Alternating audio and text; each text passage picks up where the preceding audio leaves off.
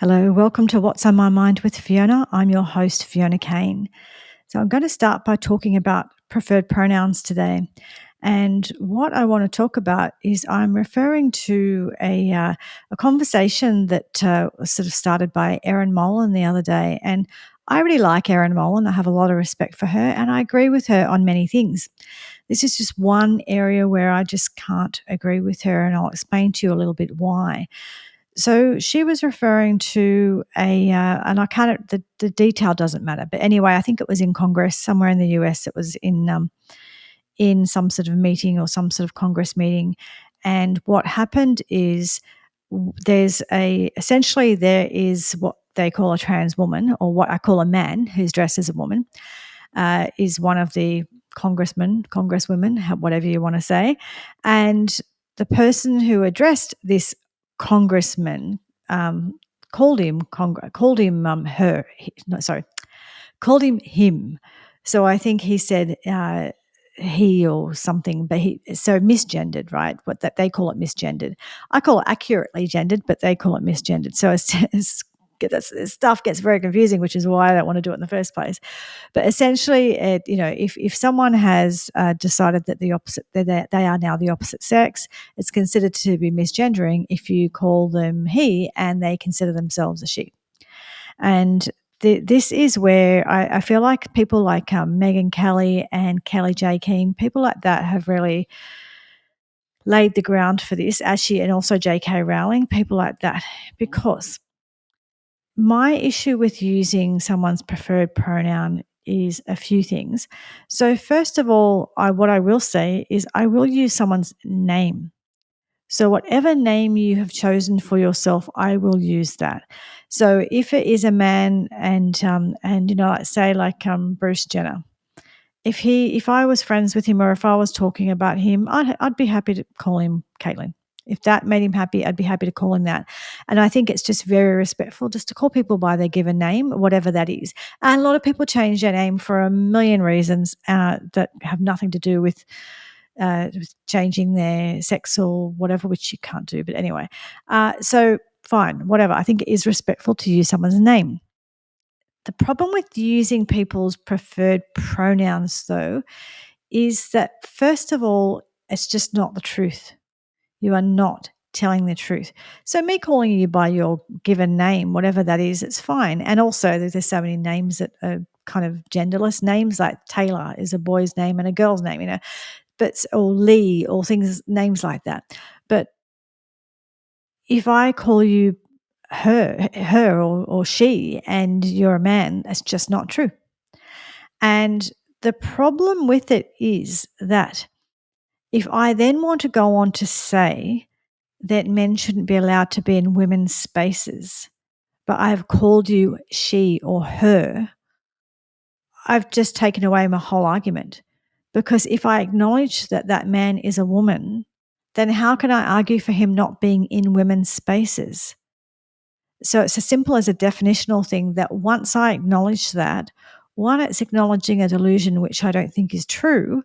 But the other thing is now I've taken away my argument to actually say that man shouldn't be in a woman's space. Because as soon as you say that, which is this is why they say it so often, right? Their biggest chant is trans women are women, trans women are women, right? And they just think if they say it often enough, it becomes true. And it is, for a lot of people are buying it, and a lot of people do believe it's true, and it's simply not true. So the problem is that once you holding the line matters. Once you don't hold the line, you lose your ground, because essentially once I have said what is not true is true, we're now arguing from a completely different place, and it's a place where I can't win, which is the same issue that I have talked to you about before in regards to the giggle versus tickle versus giggle case. It's exactly the reason that Sal isn't winning, because and not because of anything she's done, but what I'm saying is because I've talked to you about it before, the Sex Discrimination Act in Australia was changed, and it was changed to acknowledge gender identity instead of sex. So once that is changed, you then cannot argue on the basis of sex, can you? So women in Australia can't have a space without men being in it, because there's no such thing as women as a sex. So we can't defend the rights of women because we don't exist, right? So once you change a definition doesn't matter. Once you change a definition, once you move the line, you can then no longer say that it's not okay to have men and women spaces if you say that man is a woman. If he's not a woman, he's not a woman, right? Simple as that. So that is why I disagree with Erin, and that she was going on the idea of, hey, look, let's just be kind, and let's just have compassion. And I've talked to you about compassion a million times before. I have compassion, and if it was a harmless act and it was compassionate and helpful to someone, I might do it. And there was a time where I probably would have argued Erin's case and agreed with her. But I've just been in this for long enough now to know that it's compassion for who. Because the compassion I have by telling a lie and acknowledging that that man is a woman then becomes far less compassionate for the women and girls and children who will be disadvantaged by me having not held the line. All right. So holding the line is important.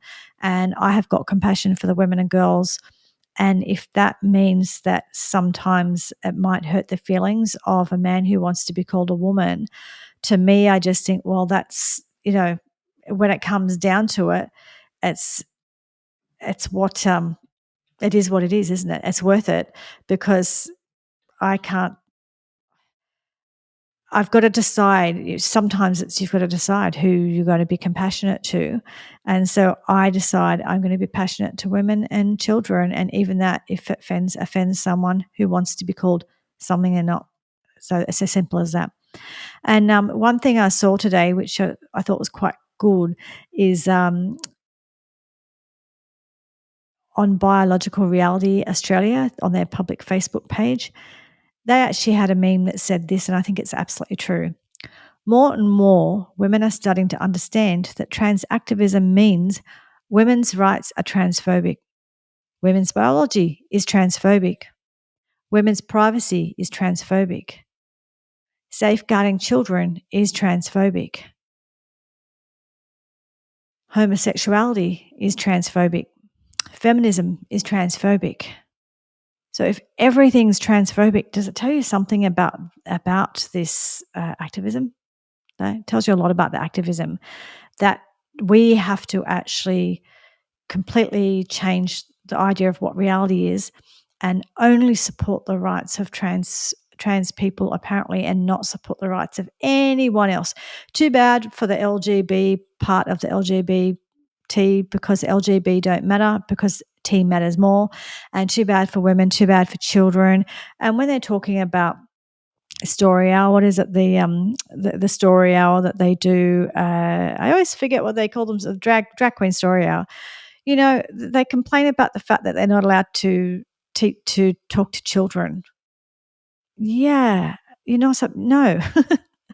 You do something that's highly sexualized, and that's not appropriate for children.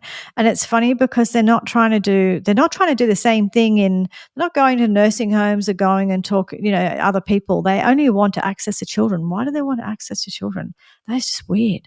When drag queens just wanted to play in nightclubs and parties and things, that made sense. That was fine. It wasn't until they started going for the children that majority of people had a problem with them. And so, they complain that they can't access children, and that's transphobic to say that they should. Yeah, well, all right. Well, then if that's transphobic, call me a transphobe. And, transphobic, phobia is irrational fear. I'm not irrationally fearful of a trans person in essence, but I am very fearful of the trans activists and of this whole of their activism, because I think it's very dangerous and it's doing a lot of really, really bad things in the world and harming women and children. I think it's a dangerous ideology. So from that point of view, I have a fear, but it's not an irrational one. It's a very rational one, because I'm seeing what's happening right in front of me. So it's not irrational. It's only irrational if it's kind of couldn't be true or couldn't come true or whatever, and it's just simply not true. The other thing too, and I think I have brought this up before, but there is on the Fair Play for Women website, there is an article by someone called Barra Kerr, and it's called Pronouns Are a Hypnol. And it really is worth reading. I think I brought this up when I think it might have been one of my first episodes, where I was talking about the Victorian government in Australia and how they had these TV commercials that were gaslighting women into not listening to their intuition. So there was one where a woman gets into a lift, but there's obviously a trans woman, aka man, in the lift, and the woman ultimately got out and felt uncomfortable, and it was made out that she was a bigot, transphobe, whatever, because she got out of the lift. There was another one with again a trans woman, man, who wanted to be in a football team, and the women accepted him into their team, even though that actually puts them in a lot of danger and their opponents in a lot of danger. And so there's this whole it's weird because we've spent so much time trying to teach women how to protect ourselves, and so many people, they go out and they do marches for women's safety and against domestic violence and all of these things, which amazing. I really do care about women's safety, but there's sometimes some of the same people are the same people that then say you're a transphobe if you don't want to have sex with the man who's dressed like a woman, or if you don't want them in your change rooms, or if you don't, want them in your private spaces. It's like, well, okay. So on one side, you're saying that you're standing up for violence against women, and you're trying to teach women how to at this we get so much kind of patriarchy. As feminists, we should all stand up to the patriarchy because the patriarchy owns everything and owns us and wants to tell us what to do, and we should reject that and blah, blah, blah. And then the next breath, some of the same people, not saying it's all the same people, but some of the same people are then saying if you use your instincts and you put up boundaries to protect yourself, you're a bigot and a transphobe. Okay, right. That makes sense. Right, sure. And so this Pronouns Are a Hypnol is a great article that sort of explains that. And essentially what she talks about in this article is she talks about, Barra, I think Barra is a woman. I don't know. Sorry, I shouldn't assume. I don't know, but Barra Kerr, I think it's a woman. But anyway, this person talks about how what happens is, and exactly like you've seen in this podcast, is as soon as you start using the wrong pronouns, it's he, she, gets really confusing, right? And what the hell is this person talking about? Because I'm talking about him, then I'm talking about her, then I'm talking about, well, it's really a man, but he thinks he's a woman, or the other way around, or whatever. It gets really confusing. And so what happens with this is it actually it has an effect on your brain, because it actually makes it really hard to focus and really hard to follow. And so it's sort of she describes, it's like, I think it's a lady anyway, I'm not sure, but it's like Rohypnol to your brain's defenses. So your brain cannot deal with it because your brain, and I'll give you an example. So she talks about the Stroop test, and the Stroop test is a test where they get you to look at a whole bunch of words they are words of colors. So it's the word orange or blue, green, pink, whatever. However, what they do is they make the words in different colors. So the word green is not green. The word pink is not pink. The word orange is not orange. And they kind of get you, I think, to say them, identify them, something, I don't know. But what happens is it does your head in. Essentially, the technical term is does your head in. It confuses your brain because it's like, name that color, and you're trying to say orange, but it's not orange. So it's your brain kind of, there's an incongruence there, right? So there's an incongruence in between what you see and what you're saying. It gets very confusing. So it's a psychological phenomenon. Where, it's a quick and easy experiment to see the speed and accuracy of your answers. And it's very heavily impacted by any incongruence between the colors and the words that you see. So and so, basically she says here, you have to consciously fight the conflict of input in your brain for each and every time leaves you confused, distracted, slower, frustrated, and fatigued Forcing our brains to ignore the evidence of our eyes is to ignore a conflict between what we see and what we know to be true and what we're expected to say. It really affects us. So, using preferred pronouns does the same thing. It alters your attention, your speed of processing, your automaticity. You may find it makes you anxious. You pay less heed to what you want to say and more to what's expected of you. It slows you down, confuses you, makes you less reactive. It's not a good thing. And it's not a good thing. And if you go back to the safety thing, and I did a whole episode on this, so you can go back. I think it is episode 1 maybe or 2, but it's where I talk about how we actually as women, well, not even just women, as human beings, but women in particular with our particular challenges around safety, is that it's really important that we use our intuition. And sometimes it's, that man who's smiling at you and says, I'll help you with that. But you feel like, okay, on the surface he's saying, I'll help you, and he looks respectable and he's dressed nice and he's smiling. But underneath, I feel very nervous and I'm concerned that, he might not be well intentioned, but it looks really rude if I say anything. And this is exactly what killers like Ted Bundy got away with. It's how they got women to trust them, because what they're trying to do is get you to go and get that conflict in your brain to go against the intuition and say, oh no, it would be rude to just not accept this person's help or whatever. And so that is what we've been trying to learn and trying to harness our intuition and make sure we listen to it.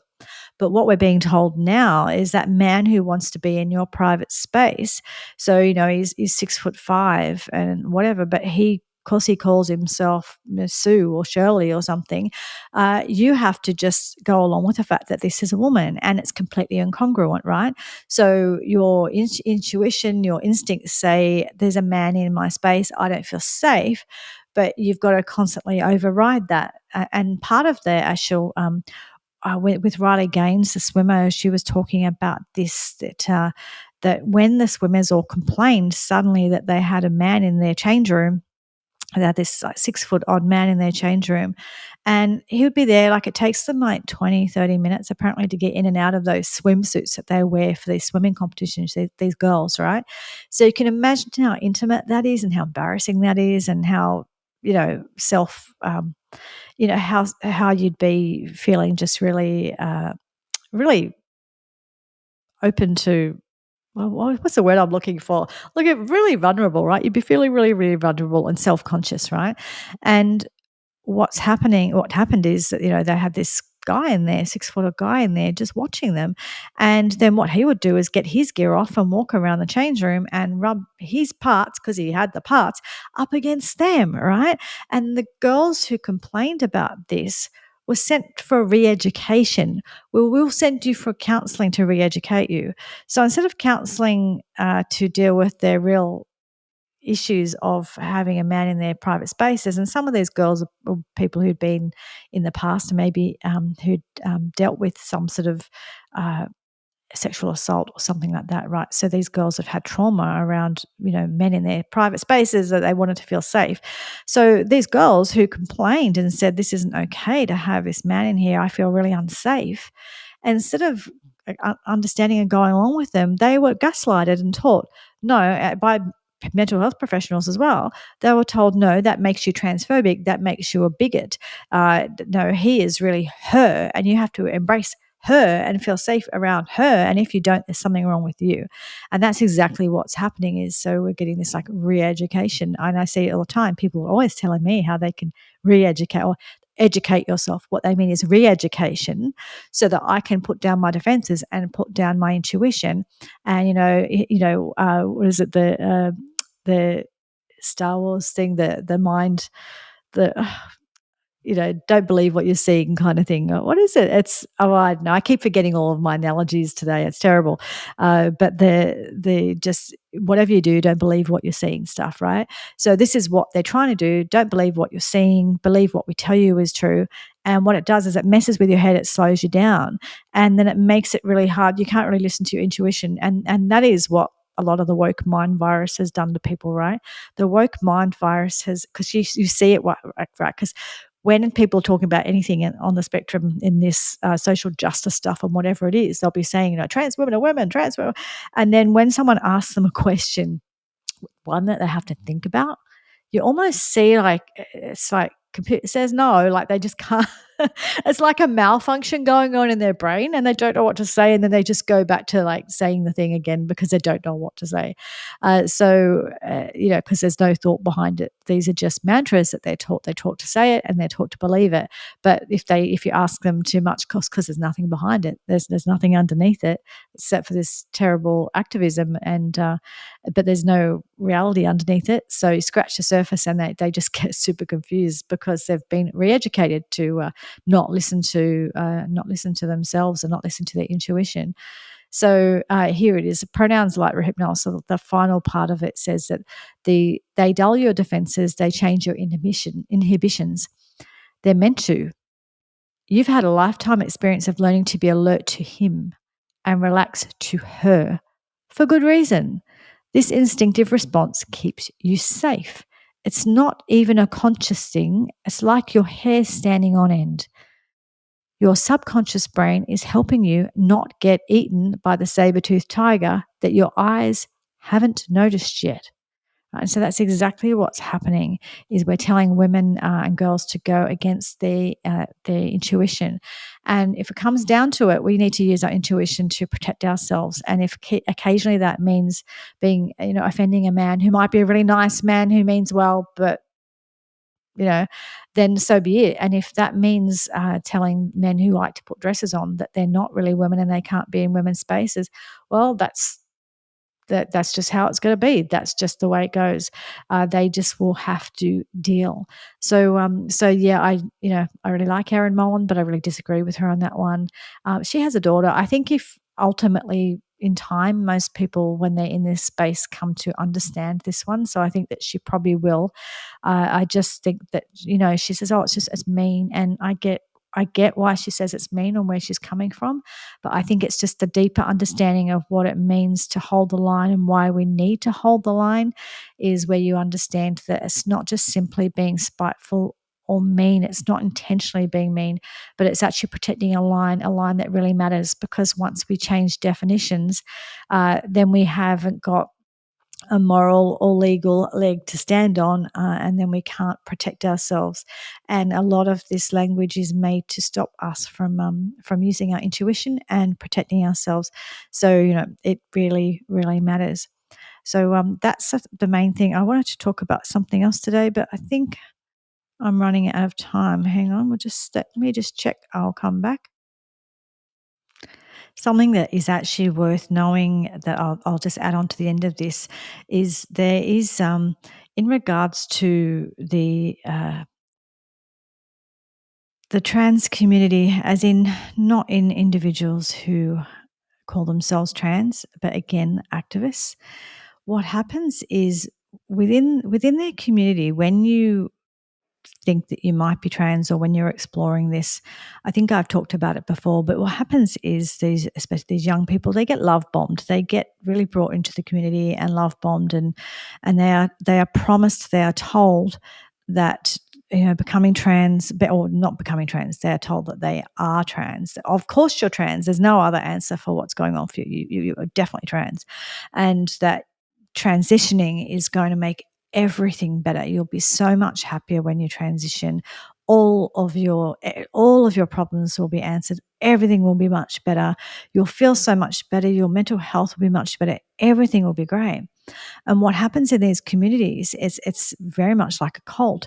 And when people sort of start to have doubts within the community, what happens is they get either they get frozen out or like a lot of hostility. But it's also, here you go, doubts are met with a mixture of pity, re-education, silence, and hostility. So it makes it awkward for members to share their fears and say that they had doubts. And what will happen is someone else will say, "Oh, I had doubts, but I overcame them, so it's all good. Don't worry." And what happens is transition is presented as the only way out. The only way that you'll be able to feel better is when you do the transition. And so it's kind of like what the activists in these sort of group settings do is that it's like they close up all of your opportunities. The only option is like they kind of push you in one direction. The only option is to fully transition, and so what happens is just like in a cult, you learn to shut down any challenging thoughts with a ritualized responses, which is what you hear them say. Everything's ritualized, everything they say, and then they say things to yourself like, "Oh, that's my internalized transphobia talking," or "That's my imposter syndrome flaring up." Internalized transphobia is considered self harm or even mental illness. So, if you doubt that you might be trans or that you should transition, then it means you've got internalized transphobia, and that is self harm and a mental illness. So, not thinking that you're in the wrong body, that's apparently not the mental illness. The mental illness is questioning the answer being that you're in the wrong body and thinking that maybe you were fine to start with.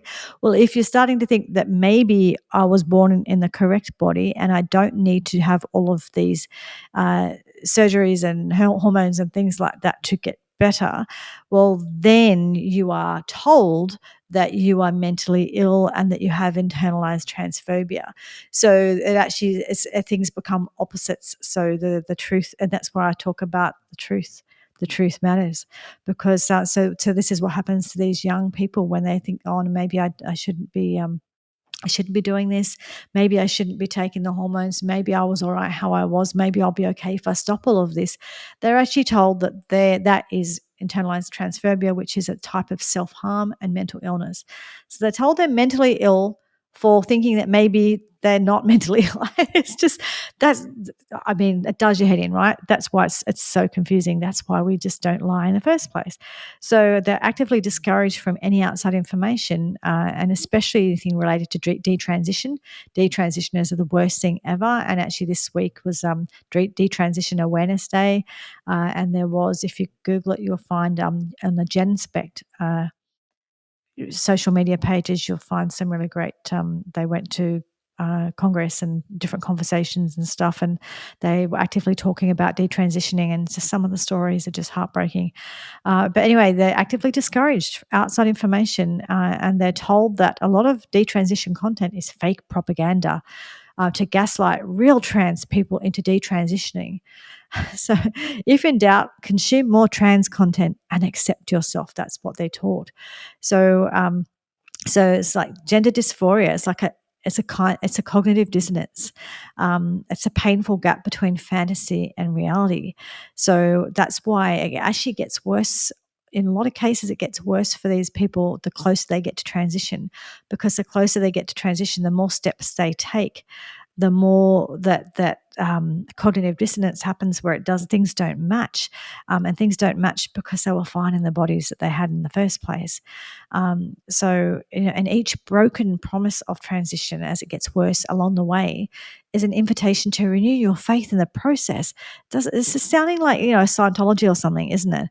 And recruitment matters because you need other people to believe it too, which is why they need other people to be in it so much.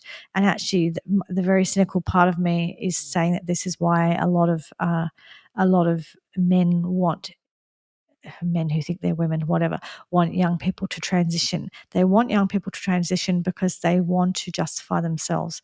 And you see it. I talked about it last week, I think, with people transing their own kids, right? Because it's sort of I need them to do it to affirm me. Same thing with teachers thinking they need to talk to their kids about their sex life. They want those kids to affirm them. No, you're not using children as props to affirm you, but that's exactly what they're doing and exactly why they try and trans their kids. And eventually what happens is people feel that they've gone too far down the track of transitioning to go back, so they just keep going. And the communities, they remove all their options and all of their information, and they say that there's never a good reason to detransition. So they kind of just get down, and it's this sort of weird leaderless cult thing going on, because cults, once upon a time, you would have associated them with having a leader, but this is like a leaderless cult that happens. And it was, by the way, some of the stuff I'm talking about in regards to cult language, it's from Eliza Mondegreen, who talks about these things. I think that she might be a detransitioner, or I'm trying to remember now. I think maybe, but anyway, so that's a lot of what I've learned from her. Anyway, I will leave it at that. But language doesn't matter, and holding the line matters. And hopefully, I know it's very confusing going back and forth, but hopefully I've explained to you why. I'd love to hear your thoughts on this, if you can be respectful and just talk about the topic and not abuse each other or me. Okay, thanks. I will talk to you again next week. Please like, subscribe, share, and all that jazz. Bye.